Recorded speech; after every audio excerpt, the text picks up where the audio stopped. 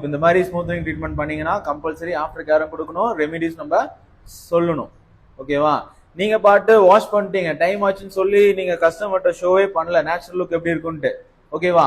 அவங்க பாட்டு என்ன பண்ணிடுறாங்க, ஹீட் கொடுத்துடுறீங்க. ஹீட் கொடுத்தா என்ன ஆகுனாலும் டெம்பரரி ஹேர் ஸ்டேட் தானே ஆகும், ஸ்கைன்னு ஜாலியா போயிடுறாங்க. ஆனா வீட்டுக்கு போய் அவங்க டைட்டான கேட்சி கிளிப்போ இல்ல தலைவாணில படுக்கும் போதோ டைட்டா வச்சு படுத்தாங்கன்னா என்ன ஆகும், அந்த இடம் பெண்டாவும் வேவி ஆயிரும். அதே மாதிரி அயனிங் பண்ணும்போது நம்ம அயன் பண்ணும்போது என்ன பண்ணும், ஒரே மாதிரி ஈவன் ப்ரெஷர்ல அயனிங் இருக்கணும். செக்ஷன் இன்சைட் எப்படி இருக்கணும், மெலிசா தின்னா செக்ஷன் இருக்கணும். அப்பனாதான் ஒழுங்கா ப்ராசஸ் ஆகும். இது பாரு, நல்லாவே பாருங்க, நம்ம எதுவுமே ஹீட்டே கொடுக்கல, வாஷ் மட்டும் பண்ணி வெறும் கூல் ட்ரை.